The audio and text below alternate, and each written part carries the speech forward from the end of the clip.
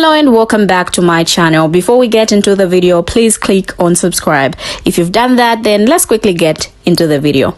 So, a palm color lady advises her fellow race to stop all the archaism, and in this video she talks about all the stereotypes black people face, and she tells them to think about who made us the black race like this. Now she goes on to say it's the sick white people who made or makes black people fear for their lives because of what white people have done to our bloodline, our families, even to us.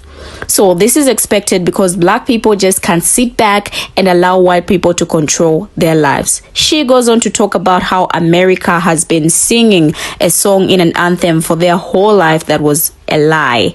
She says they sing about home of the free, but America is and will never be free because white people got the American land for free and stole it from the African Americans and Native Americans.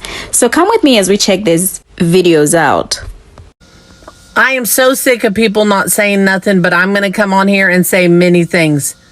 Y'all want to sit here and continuously say that black people are criminals, that black people are angry, that black people are ghetto, that black people are not safe to be around, that even black people are different than us. If you feel this way, think about who made them be like this. You sick, evil white people did. You made them fear for their lives. They can't even feel safe on a day-to-day basis. You've made them grow anger because of what you've done to their bloodline, to their families, even to them. What more do you expect them to do? Sit back and allow you guys to control their lives? They already can't feel comfortable and live normal in their daily lives. If they're not getting talked about or shamed, then they're having trouble finding a job just because of their skin color. If not that, then they're being put in jail for something that they didn't do or something that they had to do. And then they are being accused wrongly because the law system is jacked if your skin is a little darker than whites. If not that, then they are being looked at the wrong way. Or if they look at somebody the wrong way, they're getting shot and killed. Anything they say or do is wrong in your eyes. How could people who look so much alike and bleed the same blood as us be hated so much? Just how? You, my racist white freaks, have caused this turmoil in this world. You've caused the division. You've caused the hate. For what? For you to act like you're some type of god? That you are any better than a different skin tone? In my eyes, I love everybody. I see all of us the same because my eyes are colorblind.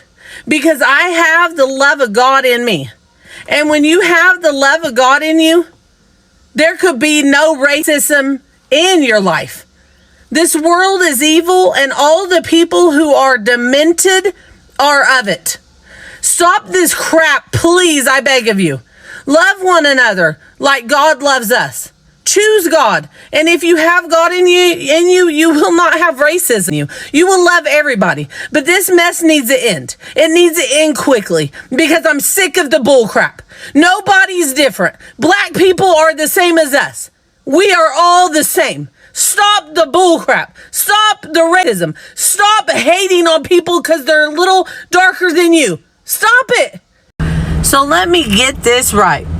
We've sung a song and an anthem for our whole lives that was a lie. Home of the free? We're not free. We won't ever be free. And y'all got this land for free because you stole it from the African Americans and Native Americans. This was not our land. So y'all started off as thieves. The government and the judicial system is crooked. They thieves too. They arrest you and you're stuck in the jail cell or prison. You're not free. You won't get free. Especially if your skin tone is a little darker, you're not getting free. They'll keep you until they can't keep you no more. Like, that's how jacked up this whole land is. It ain't free. That song is an embarrassment. Like, it's an embarrassment. This whole world is a lie. The government's a lie. Everybody lies. Like, I just can't believe we sung that song our whole lives growing up and it was all a lie. Because this whole world it's fake. The people in it's fake. Like, they keep so many secrets from us. The government hides so much crap. It's ridiculous. They do things dirty behind the scenes. Like, this is not no land of no free. It's the land of the enslaved. The land of the enslaved. The land of the prisoners. Because we are prisoners in our own world. And it's worse when you're a little darker, then you're really a prisoner in your own world. You can't even live a regular life. Like this, don't anybody want to come over here because it's an embarrassment. It's an embarrassment, is the truth. It's scamming, lying, thieving, and crooked. That is my little chat for today. Let me come back on here and say something. We are not all the same. From the beginning, black people didn't have white slaves, which they could have because they did own the land. But Europeans outnumbered them and did them dirty. Black people did not get a thrill out of killing, hanging, torturing, manipulating, and causing white people to have fear. Black people do not hold white people down and beat them with whips, lynch them, burn crosses in their yards, and set their houses on fire. Black people does not discriminate when hiring. I haven't seen any black Karens. If given more opportunities, many businesses and lands would be owned by black people. Black people do not get excited out of holding somebody down where they stop breathing. We aren't all the same in that aspect, but God chose each and every one of us to be his children. He would want us to love one another, to bring down the walls and see with his eyes, because with his eyes, it's all love. And if you want to come on here and comment, then that means that you're coming on here having hatred and you want to comment with hatred. That lets me know that you are the racist. You are the one that's racist. If you have to come on here and comment and say something evil, that means it's speaking to you, like, because you're that person. I am coming on here to speak the truth to all of the Christians who have been lied to. Sorry to bust your bubble, but Jesus is not white. All y'all have pictures of him on your walls, acting as if he's white. He ain't white. All the textbooks showing all the people in the Bible white, they ain't white. It's all a lie. All the supremacy, all the white racist people changed it all to make it as if the white people rule the world. But Jesus is not white. Jesus is actually black. If you read in the Bible, his hair is like as wool. Only black people have wool. And if you read, he was a Galilean Jew. Back then, the Israelites, their origin, where they were black. So, all the people in the Bible that you know of, Noah, Jonah, Moses, Adam, all of them were black. All the people in the Bible were Israelites, and they were all black. And whenever the Israelites, they hooked up with black Hamites, and the Hemites were Egyptian women. So black Shemites intermarried with black Hemites, and the Hemites were Egyptian women, and that gave rise to Arab nation. So Jesus was a Galilean Jew. He was an Israelite, and he was not white. He was black. All the people in the Bible was black. All of y'all have been lied to. And a lot of Christians are constantly lied to. There's so many fake Christians out here, it's disgusting. Like, how can a Christian who really loves the Lord and has God inside of him, how can he be a racist? How can that be? How is this whole world made up of Christians, but all of them are mostly racist? That's why there's so many black people getting killed and dying out, because all these fake Christians out here are killing them. How can you teach your kids that black people are different when we are all humans? How can you teach your kids to not like black people? Why? Because you're jealous of them? Why? Because you have fear of them? Because you guys have fear of them because you made them get angry. You made them be strong because they knew if they didn't be strong, they couldn't fight against y'all, or they couldn't go against y'all, because you've had so much anger towards them. For what reason? Because they're darker than a white person? Because they're a few shades darker than y'all? I don't see any of y'all as Christians, because if you have God in you, then you have the love of God.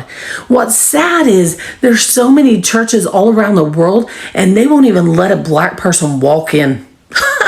That tells me right there, you guys ain't no Christ followers. You don't have the love of God in you. If you did, you'd love every single human being. You would love every person there was on this earth. So why don't y'all Christians, or so-called Christians, get it together? Read. Love people. Make a difference. Go out and tell all these people that we are supposed to love one another. Stop this racism bullcrap. It's enough. It is enough. A lot of people didn't choose to be black. And you know what's sad? Is they shouldn't have to feel bad because they're black. God chose them to be black. They were born to be black. And they're only a few shades darker than a white person. We all bleed the same blood.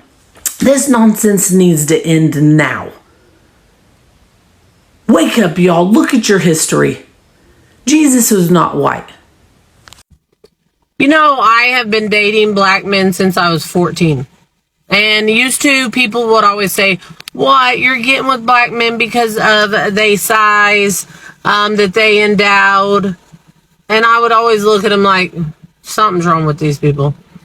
But it is crazy talk, because black men are not all endowed at all. Most of them I met were normal size, or even less than normal size, actually. And yes, I've met some that was endowed, but very few. Very few. So I was just coming on here to say that's a lie. Like, people always say, oh, you know, all the black men are endowed. All of them's got a big pack. No, they don't. No, they don't. Very few that I met have. But I know there is men who are very well endowed. I know there's probably tons of them. But I'm just saying that was a stupid statement. And I'm just saying it's not true. Like, with me and meeting men since I was 14, that's 25 years. 25 years. Well, 26 years, actually. And I've met very few. Very few. Anyways, have a great day. Now, you can agree with me that almost everything, if not everything she said in these videos is the truth. Like, we have been talking about almost everything she tackled in these videos, from black people being unalived, imprisoned for a long period of time, the laws and systems not being fair on black people. But I want us to look at something very important she said, or she mentioned rather, in the video: the black land theft and the racial divide. At the beginning of the 20th century, African Americans owned at least 14 million acres of land, and by the 21st century, 90% of the land had been stolen from them. Now, African Americans only own about 1.1 million acres of farmland and are part owners of another 1.07 million acres. Across the century, white farmers and landowners developed multiple ways to take African Americans' land using methods such as heirs property, tax sales, and Torrens Acts. Now, to understand the magnitude of this land theft, one must examine the extreme measures taken by those who captured the land from African American landowners. Both laws and practices allowed white landowners, farmers, and developers to manipulate the system so they could gain control over the land owned by African American farmers and homeowners. Now, the ways people were allowed to take land differed by state, with each having its own approach to scheme black people out of their land. Heirs property, however, was a method used across all of them. In most cases, black people did not have wills that would transfer land from one person to another after the death of the rightful owner. Like, when there was no will involved, the land was divided equally amongst all of the known descendants. As those descendants began to pass away, the land would keep being divided by their descendants. Now, over generations, the number of owners would become substantial, and this created challenges for the landowners. And according to modern farmers, since using heirs property as collateral on a mortgage to subdivide it, to develop it, and any number of other things of a legally binding nature is difficult without firstly identifying and tracking down every heir and getting consent from each one. Now, it eventually became easy enough for other people to come in and take control of the land, especially when every family member could not be found to seek permission for selling the land. So even if some members of the family wanted to keep the land, other members could choose to sell it. White developers would end up preying on family miscommunication and take control of the land.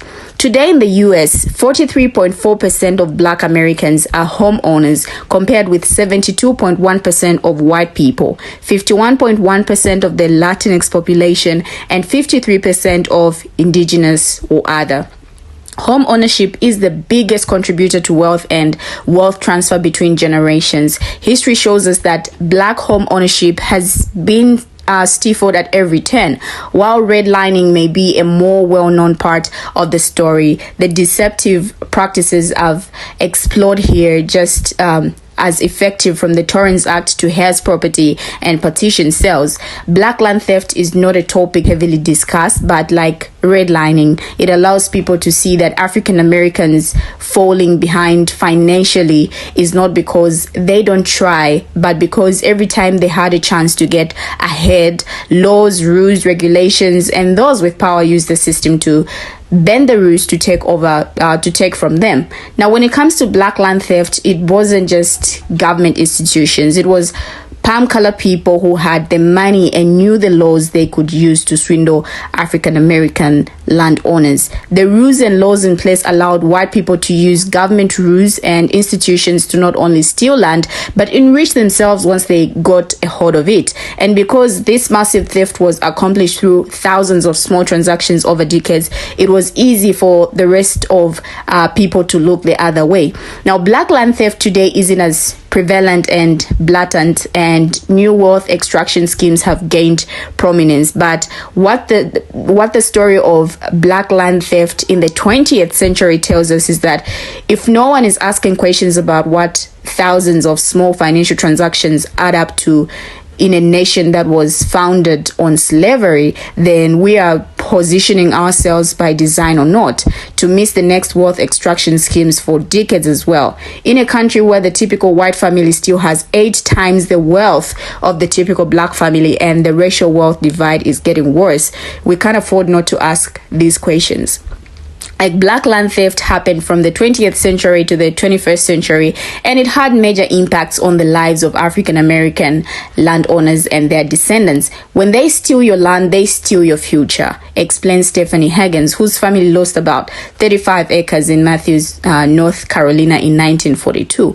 Now, we don't know what life would have been like if all that land hadn't been stolen, but African Americans' financial futures might have looked very different, I guess. But what do you have to say about these videos? Kindly share your thoughts in the comment section. From Ytee, bye bye, and see you in my next video as I bring you another interesting video.